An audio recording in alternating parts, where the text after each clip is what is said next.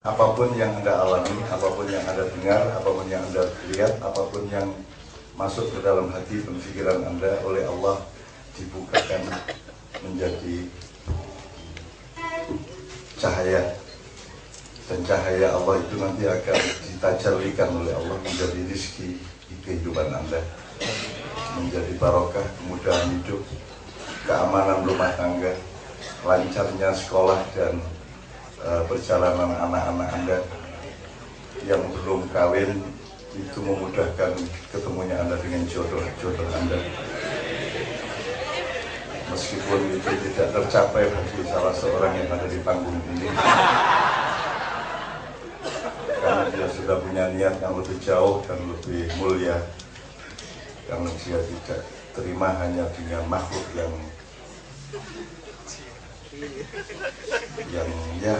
hanya seperti ini. Dia memilih bidadari di surga kelak.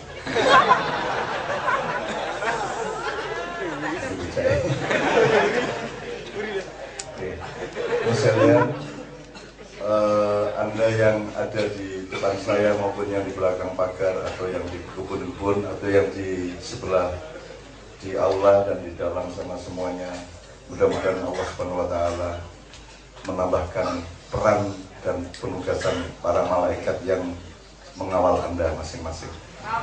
Aktifkan malaikat Anda, sampaikan salam, ucapkan salam kepada beliau-beliau supaya Anda semakin mudah menjalankan perjuangan hidup Anda di tengah zaman yang sangat sulit dan lebih sulit dari yang pernah terjadi di segala zaman sejak Nabi Adam alaihissalam.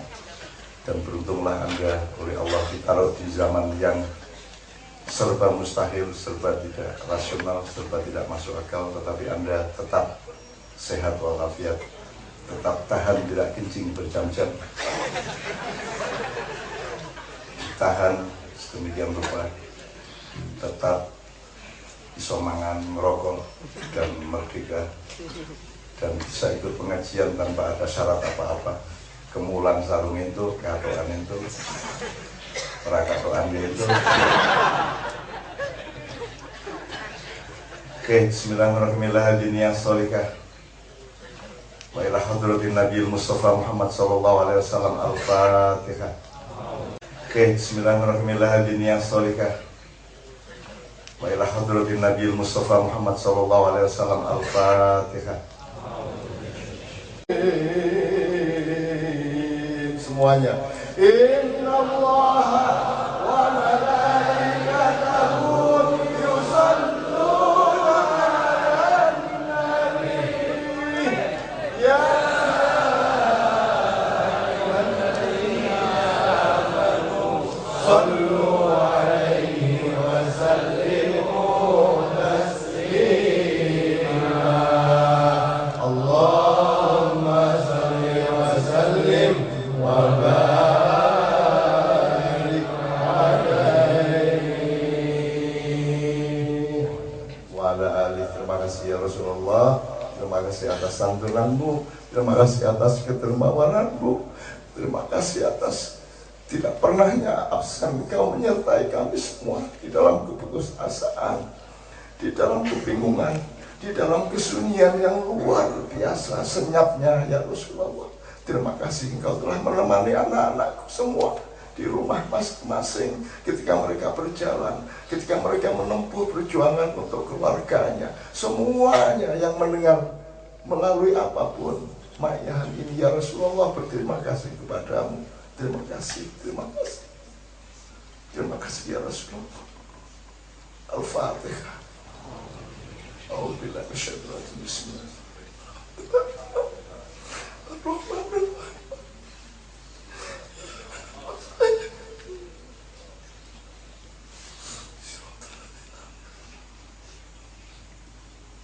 Amin.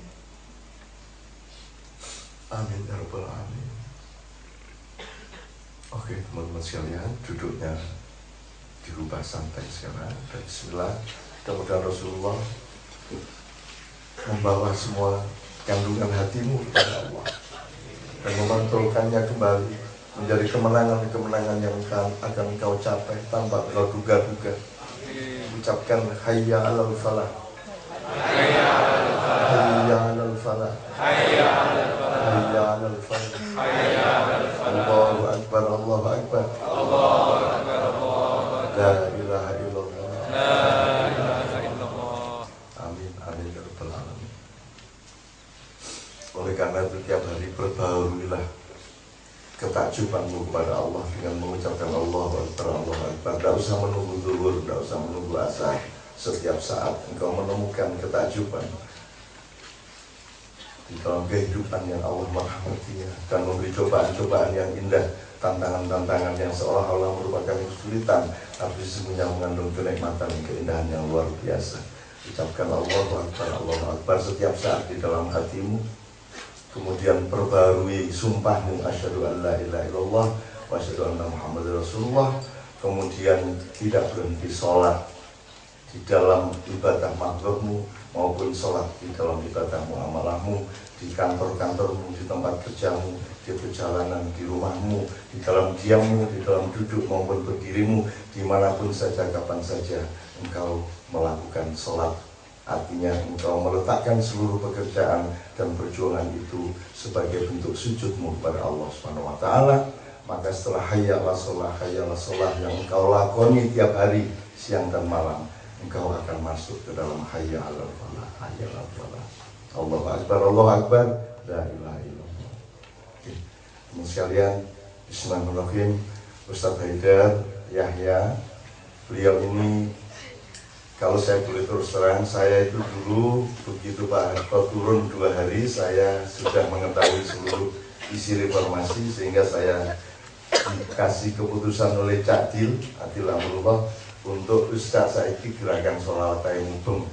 Nah kami keliling sholawatan dan nyuwun sewu, saya waktu itu belum bisa sholawatan kecuali sholawat gagal. Liyane gak iso belas. Nah, yang memperkenalkan kepada saya Sidina Nabi, Ya Allah ya Azim, Sholatul minallah, Da'uni dan sebagainya itu saya beda. Jadi guru sholawat saya ini beliau. Setelah itu baru Zainul, karena Zainul ikutnya belakangan. Nah Mas Yudi salah satu juga yang kemudian ikut memulai Ma'iyah. Itu Mas Yudi itu memulai Ma'iyah. Nanti kita dia cerita awal-awalnya Ma'iyah yang masih garingan itu kayak apa waktu itu. Nah Sabeda, karena antum harus segera kembali, terserah mau berapa lama antum antum ungkapkan apa saja yang merupakan hikmah dan pengalaman antum bersama Kiai Kanjeng Ana dan reformasi. Karena selama reformasi itu salah satu keliling-keliling saya untuk runding sama Yusril, untuk runding sama Cak Nur, runding sama macam-macam. Waktu itu juga Ustaz Haidar ini yang bersama saya, yang kalau tidak diboncengkan beliau saya tidak punya kendaraan. Apa tahu Ustaz? Baru saja kita mendengar dari Kanjeng. Tentu bagi yang sudah sering mendengarkan musik-musik dari Kanjeng, pasti akan bertanya-tanya, musik-musik dari Kanjeng ini sepertinya sebentar dia seperti di langit, sebentar dia seperti di laut, sebentar dia seperti mengambang di udara, sebentar dia seperti melata di darat. Dia seperti angin di padang pasir, dia seperti hujan yang deras, dia seperti halilintar, dia juga bisa seperti angin sepoi-sepoi. Itulah Kiai Kanjeng menyuarakan suara-suara alam, suara-suara semesta. Semua bisa diperdengarkan oleh musik Kiai Kanjeng. Dan satu hal yang paling membanggakan, kalau saya lebih memilih menyebutnya musik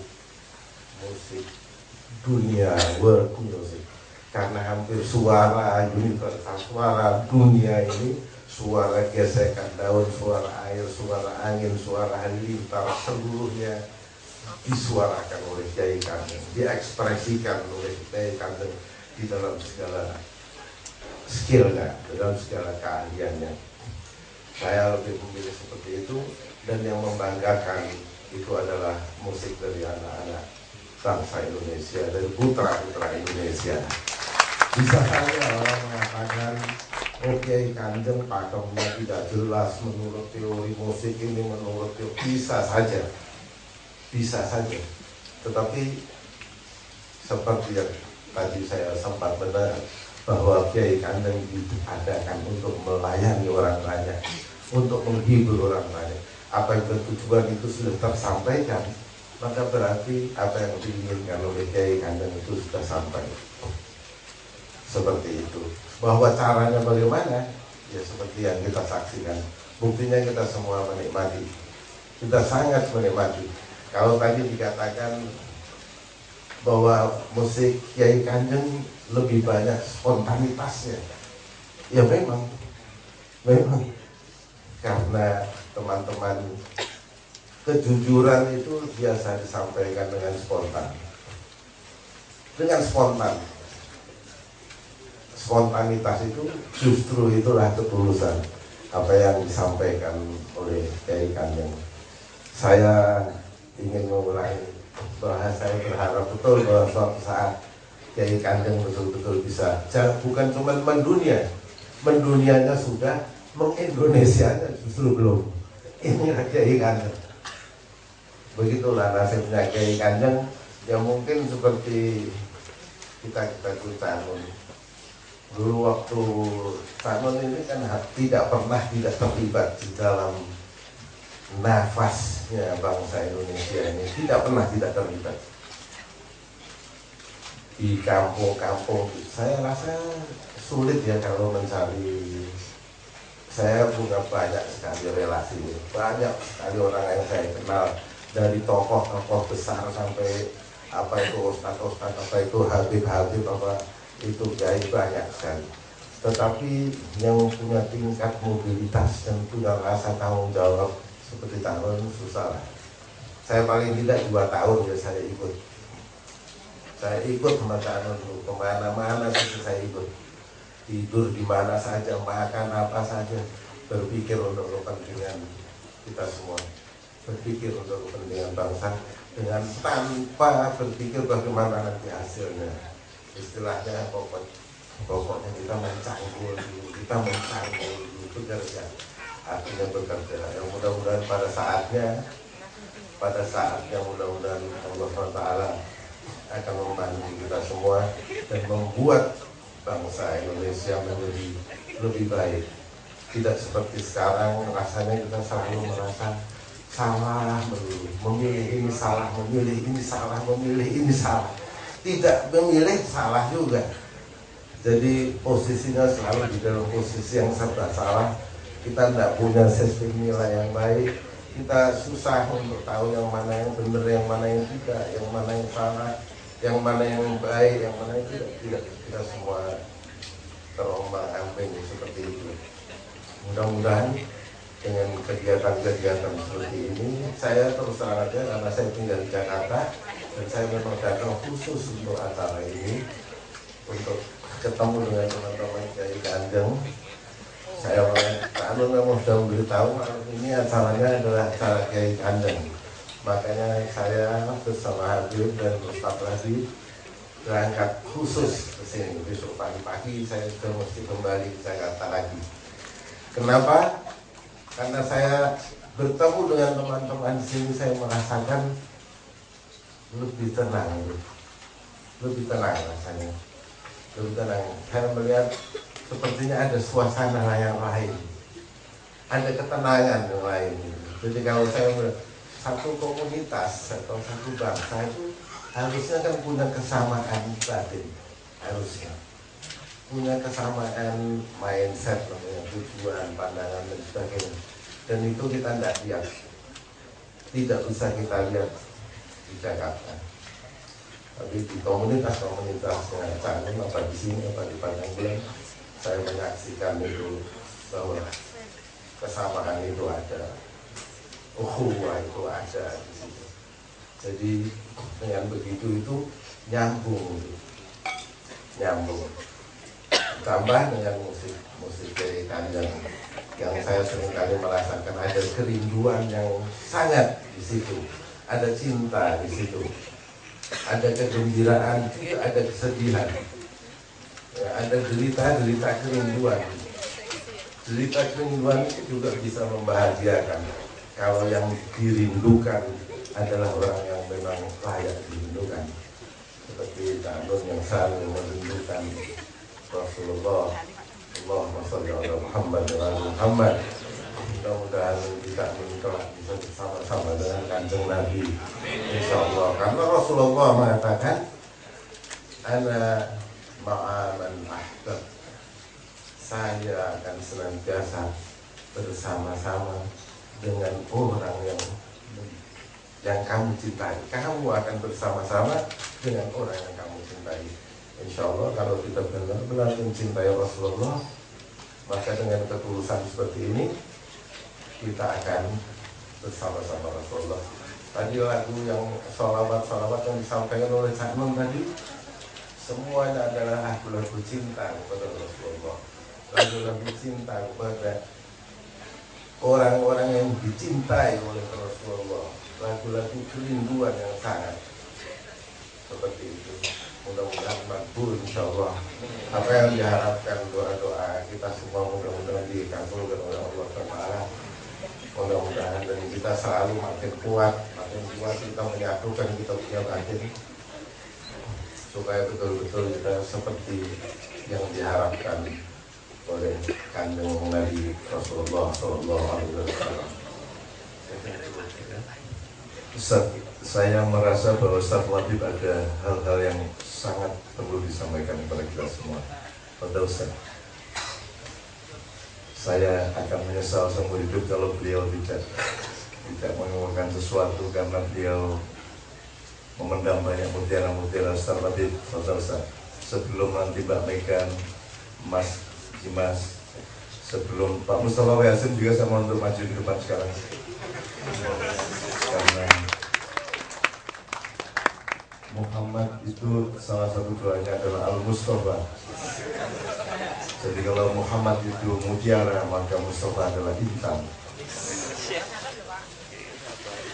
Jadi belum tahu lagu nih. Ustaz Labib, betul. Kami berharap sekali. Allah mohon hikmah-hikmah barang beberapa menit, setelah itu antum kita iringi dengan satu selawat untuk meninggalkan tempat ini menuju tempat berikutnya yang dimana-mana pun selalu disertai Rasulullah SAW.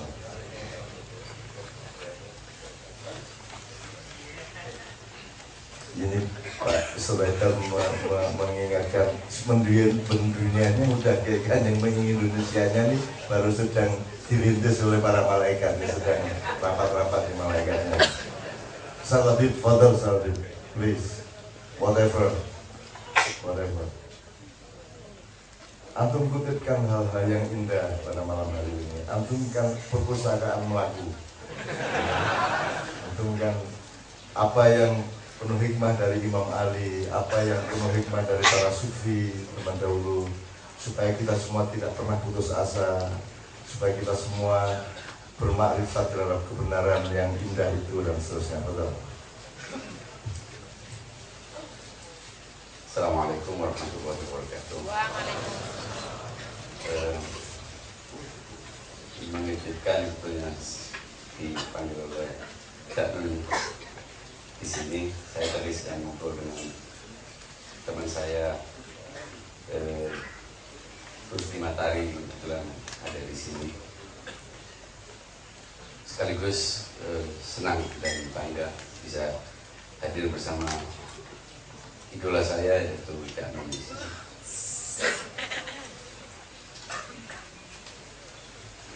Tentang Rasulullah Sallallahu Alaihi Wasallam disebutkan bahwa kita ini disuruh bersolawat selalu, dan banyak orang melakukan solawat. Kita semuanya juga melakukan solawat. Hanya saja kadang-kadang tujuan kita bersolawat atau motivasi kita bersolawat sebagian berbeda-beda. Bahkan di sebagian tempat solawat itu menjadi pertanda berakhirnya tasyakuran. Jadi yang berakhir orang berarti jawabnya apa? Padahal solawat itu dalam bahasa Arab kata dasarnya adalah sod dan lam. Sod dan lam itu berarti punya arti connection, sambungan. connectivity. Jadi sesuatu yang berhubungan itu pasti kata dasarnya shad dan lam. Makanya ada silaturahim. Itu kata dasarnya ada sholawat. Dan sholawat itu adalah bentuk jamak dari sholat. Dalam bahasa Arab tidak ada kata khas namanya sholawat, yang ada ya sholat. Jadi baik sholat dalam bentuk gerakan maupun sholat dalam bentuk verbal ini disebut dengan sholat. Dalam bahasa Indonesia dibedakan antara sholat dengan sholawat, sehingga kalau sholat adalah gerakan tertentu, kalau sholawat itu yang verbal. Padahal itu yang satu adalah tunggal, yang satu adalah jamak, jadi tidak ada bedanya sebetulnya. Makanya siapa yang sholat, ya sholat itu ya sholawat itu. Sehingga makanya dalam sholat yang tidak ada sholawatnya yang tidak jadi sholat. Dari situ arti sholat itu artinya menjalin hubungan, membuka kontak atau koneksi dengan Allah Subhanahu wa Ta'ala. Nah, filosofi dari sholawat itu adalah menjalin hubungan dengan Allah tujuannya. Jadi kalau kita bersalawat kepada Rasulullah, itu bukan kepada Rasulullah berhenti di Rasulullah, karena menjadi absurd, menjadi tidak ada artinya. Buat apa menghubungi Rasulullah? Mengadakan kontak dengan Rasulullah karena kita tidak bisa mengadakan kontak langsung dengan Allah Subhanahu wa Ta'ala. Mengapa? Karena tanpa koneksi, tanpa penghubung antara kita dengan Allah oleh Rasulullah, kita tidak bisa melakukannya karena tidak ada kesenyawaan. Laisa kamitslihi syai', dia tidak akan pernah sama dengan kita. Tidak ada afinitas, tidak ada kesesuaian antara yang mutlak dengan yang relatif, antara yang suci dengan yang dekil, antara yang tak terbatas dengan yang terbatas. Karena itu perlu ada konektor. Konektor itu harus memiliki dua sisi. Sisi divinitas, sisi ketuhanan, dan sisi humanitas. Sisi ketuhanan, Rabbani, dan sisi insan. Nah, Rasulullah SAW itu memang sosok yang luar biasa. Dia bashar, tapi dia yuha. Dia horizontal, dia imanen, dia juga transenden. Karena itulah fungsi dari konektor. Nah, supaya kita bisa berhubungan dengannya, servernya harus membuka akses kepada konektor. Karena itu innallaha wa malaikatuhu yusholluna, Allah yang mutlak itu mengkoneksikan diri kepada sang konektor supaya kita bisa berhubungan dengan server melalui sang konektor. Dari situ ya ayyuhalladzina amanu, nah modemnya iman. Tanpa iman itu tidak akan bisa berkoneksi dengan sang konektor. Begitu kita berhubungan dengan sang konektor, berarti kita sudah berhubungan dengan servernya, dan tidak akan pernah bisa berhubungan dengan servernya. Karena itu kita bersalawat. Salawat bukan sekadar ekspresi verbal, tapi deklarasi bahwa kita berhubungan dengan Allah yang maha mutlak, yang maha suci, melalui tajallinya, melalui manifestasinya, melalui serpihan cahaya pertamanya, yaitu Rasulullah Shallallahu Alaihi Wasallam. Nah, Rasulullah di sini bukan Rasulullah yang historis, tapi yang eksistensial. Dia yang ada sebelum dia lahir. Dia adalah kausa kedua bagi alam semesta. Apakah ini menyembah, mengkultuskan? Tidak mengkultuskan. Mengkultuskan itu kalau kita meletakkan orang yang tidak pada posisinya, itu namanya kultus. Tapi kalau meletakkan sesuatu pada tempatnya, itu malah bertindak proporsional namanya. Dari situ kita meyakini mengapa Allah bersolawat. Kita sering-sering bertanya, mengapa bersolawat? Ternyata solawat itu artinya mengkoneksikan diri. Dan kita juga mengkoneksikan diri kepada Allah. Kalau solawat hanya berhenti kepada Rasulullah, dia jadi solawat. Karena itu selalu disebutkan Muhammadun abduhu wa rasuluh. Dia hamba, tapi dia juga penghubung antara kita dengan Allah Subhanahu wa Ta'ala. Karena Allah tidak bisa didekati. Laisa kamitslihi syai'. Tidak ada yang bisa mendekatinya. Tapi jaminannya mendekati konektor sama dengan mendekati sang server. Innallaha wa malaikatahu yusholluna 'alan nabi ya ayyuhalladzina amanu shallu 'alaihi wa sallimu taslima. Itu Muhammad yang eksistensial. Karena itu banyak orang menggambarkan Muhammad itu pujian-pujian kepada Muhammadnya. Bagus. Muhammad itu seperti rembulan. Tapi yang dimaksud dengan rembulan bukan wajahnya, bukan fisiknya. Muhammad bukan selfie, bukan narsis. Yang dipuji cahayanya itu adalah cahaya risalahnya. Jadi kalau kita memuji wajahnya, wajahnya adalah manifest dari ajarannya, dari risalahnya. Cahayanya yang dibawanya adalah cahaya Rasulullah Shallallahu Alaihi Wasallam. Dialah orang yang berjalan menunduk-nunduk seperti orang yang sedang, seperti singa yang akan menerkam mangsa. Pelan-pelan jalan supaya kalau ada orang yang tahu bahwa Muhammad sedang jalan, orang tidak bubar kemudian berebut untuk mencium tangan. Muhammad sangat menjaga diri. Kalau dia berada di satu tempat, dia akan duduk di tempat dia sampai. Dia tidak akan melangkahi orang kecuali apabila dia dipanggil. Itulah Muhammad yang historis yang merupakan salah satu manifestasi dari Allah Subhanahu wa taala yang paling nampak. Karena itu nama Muhammad adalah sifat Muhammad. Jadi kalau kita membaca alhamdulillah dan semua pujian-pujian kita kepada Allah adalah pujian kepada asma dan sifat, kepada tajallinya. Karena Allah SWT memiliki tajalli, manifest-manifest yang banyak, dan Rasulullah adalah manifest yang pertama. Sehingga kalau kita bilang Allah, pastilah yang kita maksud adalah melalui servernya, yaitu Rasulullah Sallallahu Alaihi Wasallam. Itu saja, mohon maaf. Assalamualaikum warahmatullahi wabarakatuh. Ini seorang dokter filsafat. Dan Anda hidup ini kalau nggak pakai filsafat, Anda akan mengambang-ambang. Dan yang mengambang-ambang yang itu berarti jin dan hantu kan. Sikile orang minta bumi. Jadi kalau semuanya mau matematika, mau fisika, mau biologi, mau ilmu sosial harus jelas landasan filsafatnya. Nah, jadi beliau ini nanti yang akan ikut melandasi Indonesia baru yang sedang kita susun bersama-sama. Kalau Allah mengabulkan. Kalau kita ya tidak apa-apa, biasa. Kita sudah biasa hidup tanpa ketentuan kecuali kepastian Allah dan Rasulullah. Selebihnya tidak ada masalah. Gitu. Ustaz Eda, terima kasih. Kita masih punya waktu 1 jam sampai 1,5 jam sampai 2 jam. Kalau 3:30 kita masih bisa dengan Mas Yudi, Mas Dimas. Setelah ini saya mohon Mbak Megan untuk tutup mengeksplorasi Kiai Kanjeng. Mas Bayu sudah bicara belum tadi? Belum, jadi saya kira ini juru hina harus tampil juga. Dan ini juru hina harus dikirakan.